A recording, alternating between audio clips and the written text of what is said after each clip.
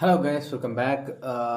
இந்த வீடியோ என்ன பார்க்க போகிறோம் அப்படின்னா நிஃப்டி அண்ட் பேங்க் நிஃப்டியோட அனாலிசிஸ் தான் பார்க்க போகிறோம். ஸோ நெக்ஸ்ட் 3 டேஸுக்கு எப்படி மூவ் ஆகிறதுக்கான பாசிபிலிட்டிஸ் இருக்குன்னு சொல்லி நம்ம சாட்டில் பார்க்கலாம். ஸோ ஃபர்ஸ்ட் ஆஃப் ஆல் ஒரு பெரிய 10 டேஸ் ஆச்சு வீடியோ போட்டு. ஆஃப்டர் பொங்கல் ஒரு பெரிய gap, some personal issues. So இப்போ தான் எல்லாமே சார்ட் அவுட் ஆச்சு. ஸோ அதனால் திரும்பியும் வீடியோ போட வந்திருக்கேன். ஸோ இனிமேல் ரெகுலராக என்னோட பெஸ்ட்டை கொடுத்து வீக்லி ஒரு 2-3 வீடியோஸ் அப்லோட் பண்ண நான் ட்ரை பண்ணுறேன். ஸோ கண்டிப்பாக பண்ணுவேன்னு நினைக்கிறேன். பிகாஸ் இப்போ தான் நான் திரும்பி இப்போலாம் எஃப்ஐஆரோட வந்திருக்கேன். ஃபர்ஸ்ட் ஆஃப் ஆல் இவ்வளோ நாள் வீடியோ போடாதது சாரி. ஓகே, ஸோ இப்போ ஃபஸ்ட்டு நம்ம பேங்க் நிஃப்டி பார்த்தலாம். ஸோ பேங்க் நிஃப்டியை பொறுத்தளவுக்கு நான் கடைசி வீடியோவில் சொல்லியிருப்பேன்னு நினைக்கிறேன். ஓவரால் ட்ரெண்ட் வில் பி செல். இது கீழே பிரேக் ஆச்சுன்னா நம்மளுக்கு டார்கெட் வந்து 46,200 அப்படின்னு நான் சொல்லியிருப்பேன். ஸோ இன்றைக்கி ஒரு பேனிக் செல்லிங் நடந்தது. பட் ஓவரால் ட்ரெண்ட் நம்மளுக்கு தெளிவாக செல்லில் தான் இருக்குது. ஸோ கரெக்டாக பார்த்தீங்கன்னா ப்ரீவியஸ் சப்போர்ட்ன்றது நம்மளுக்கு இந்த லெவலில் தான் இருக்குது. ஸோ இதுக்கு மேலே மார்க்கெட் ஒரு வேளை பை ஜோன் போகணும் அப்படின்னா நீங்கள் வந்துட்டு 49,900 அபவ் க்ளோஸ் வைக்கணும். 49,900 அபவ் வீக்லி க்ளோஸ் வைக்கணும். அப்போ தான் நம்மளுக்கு வந்து மார்க்கெட்டில் பையிங் ப்ரெஷரே வருமே தவிர அதுக்கு கீழே இருக்கிற வரைக்கும் கம்ப்ளீட்டாக வந்துட்டு மார்க்கெட் பியர் கண்ட்ரோல் தான்.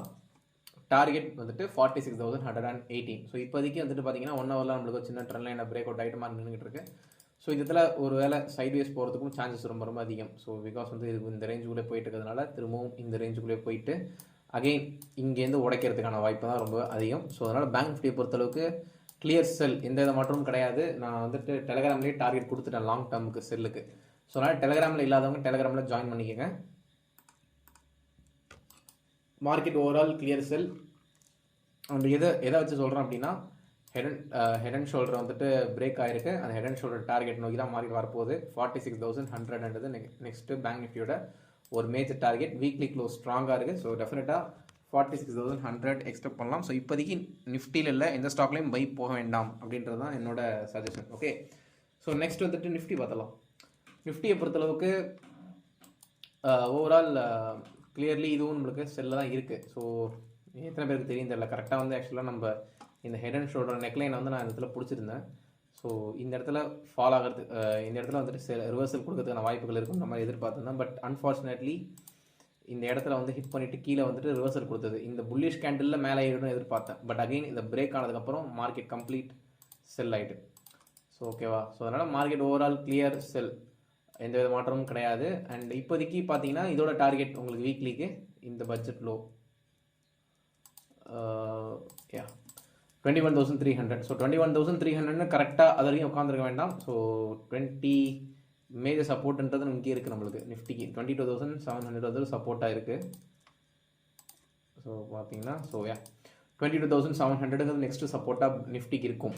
அதை டச் பண்ணிட்டு கண்டிப்பாக ஒரு பவுன்ஸ் பேக் வரும். ஸோ வந்துட்டு அகெயின் ஒரு சின்ன கன்சாலிடேஷனோ இல்லை இன்னொரு பேட்டர்ன், அதாவது எப்படின்னா இதை டச் பண்ணிவிட்டு அகெயின் ஒரு மேலே ரிவர்சல் மாதிரி கொடுத்துட்டு மேபி இப்படி கூட ஹெட் அண்ட் ஷோல்டர் கொடுத்து கீழே வரலாம். இதுதான் நான் எதிர்பார்க்குறது. பட் என்னை பொறுத்தளவுக்கு பட்ஜெட் லோ அடிக்கிறதுக்கான வாய்ப்பு இருக்குது. ஸோ அப்கமிங் டே நம்மளுக்கு வந்து February 1 வந்து பட்ஜெட் இருக்குது.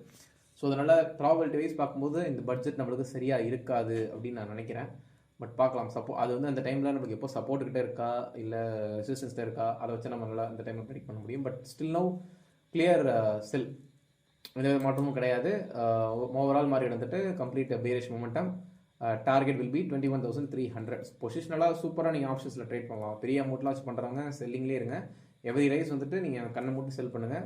ஒருவேளை மார்க்கெட் வந்துட்டு பையிங் ஜோன் போகணும் அப்படின்னா டெய்லியோட மேஜர் சப்போர்ட்டான 23,500. ஸோ 23,500க்கு மேலே போயிட்டு டெய்லியில் மார்க்கெட் க்ளோஸ் வச்சு சஸ்டெயின் ஆக ஆரம்பித்தா தான் பையிங் ஜோனுக்குள்ளே மார்க்கெட் போகும். அதுக்கு கீழே இருக்கிறதையும் கம்ப்ளீட்டாக மார்க்கெட் செல்லிங் கண்ட்ரோலில் தான் இருக்கும். ஸோ அதனால் நீங்கள் ஓவரால் வந்து செல்லிங்கில் இருக்கிறதே பெட்டர். ஓகே, ஸோ நெக்ஸ்ட்டு நம்ம ஏதாவது ஒரு நிஃப்டி ஐடி வேணும் வச்சு கிளான்ஸ் பார்க்கலாம். பிகாஸ் ஓவரால் எல்லாமே செல்லிங் தான் வந்துட்டு இருக்கு. Nifty IT so Nifty IT இப்போ தான் ரிவர்சல் தருது. டார்கெட் கொடுத்தனா எனக்கு ஞாபகம் இல்லை. ரெசிஸ்டன்ஸ் போட்டு வச்சுருக்கேன்.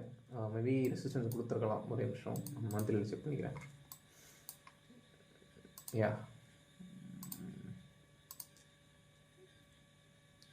எஸ், நிஃப்டி ஐடி டார்கெட் கொடுத்துருக்கு. ஸோ நான் ஆல்ரெடி மார்க் பண்ணியிருக்கேன். இப்போ வீடியோவில் பேசியிருக்கேன்னு நினைக்கிறேன். ஸோ நிஃப்டி ஐடி டார்கெட் கொடுத்துட்டு அங்கேயே தான் திரும்பிட்டு இருக்கு. அண்ட் நிஃப்டி ஐடியும் பாசிட்டிவாக சொல்கிற அளவுக்கு இல்லையே. நிஃப்டி ஐடியும் நம்மளுக்கு ஹெட் அண்ட் ஷோல்டர் பிரேக் ஆகிருக்கு. ஸோ ப்ராபபிளி நமக்கு நெக்ஸ்ட் அப்கமிங் டேஸில் நிஃப்டி ஐடியும் ஃபாலோ ஆகிறதுக்கான சான்சஸ் அதிகம். எத்தனை பர்சன்டேஜ்னா பெருசாக இல்லை, ஒரு 4%. ட்ராப் ஆகிறதுக்கான வாய்ப்பு இருக்குது. எனக்கு தெரிஞ்சு மார்க்கெட் கூடிய சீக்கிரம் கீழே விழுந்துட்டு ரிவர்சல் ஆக போகுதுன்னு நினைக்கிறேன். பிகாஸ் எல்லாமே நம்மளுக்கு ஒரு மாதிரி நெகட்டிவ் ஒன்று கொடுத்ததுன்னா ஏதாவது ஒரு பாசிட்டிவ் சென்டிமெண்ட் வரும். அண்ட் அதே சமயம் ஐடி கொஞ்சம் நமக்கு சப்போர்ட் கிட்ட வந்துடும். 39,900 வந்ததுன்னா சப்போர்ட் கிட்ட வந்துடும். ஸோ அதனால் வரி பண்ணாதீங்க. ஸ்டாக்ஸ் விழட்டும். நிறைய ஸ்டாக்ஸ் வந்து விழுந்திருக்கு. இதுக்கப்புறம் நான் இன்வெஸ்ட்மெண்ட்டுக்கு நிறைய ஸ்டாக் போட போகிறேன். Because it's time for investment. Because இதுதான் பெர்ஃபெக்ட் டைம். இதுக்கு தான் நான் வெயிட் பண்ணிட்டு இருந்தேன்.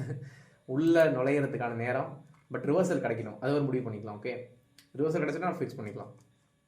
பட் இப்போதைக்கு பி ரெடி. மார்க்கெட் வந்து இன்னொரு 5 to இல்லை ஒரு 1 or 2 weeks இன்னும் பயங்கரம் ப்ரீட் ஆகிறதுக்கான வாய்ப்பு இருக்குது. அதுக்கப்புறம் நம்ம டிசைட் பண்ணிட்டு ரிவர்சலுக்கு அப்புறம் ஸ்டாக்ஸ் இன்வெஸ்ட்மெண்ட் ஸ்டார்ட் பண்ணிடலாம். ஸோ ஆல்ரைட், புரிஞ்சுக்கணும்னு நினைக்கிறேன். ஒரு ஷார்ட் அப்டேட் தான். ஸோ இன்னும் நான் நாளைக்கு எப்படி மார்க்கெட் மூவ் ஆகுதுன்னு பார்த்து இன்னொரு வீடியோ அப்லோட் பண்ண நான் ட்ரை பண்ணுறேன். Okay, so thank you so much.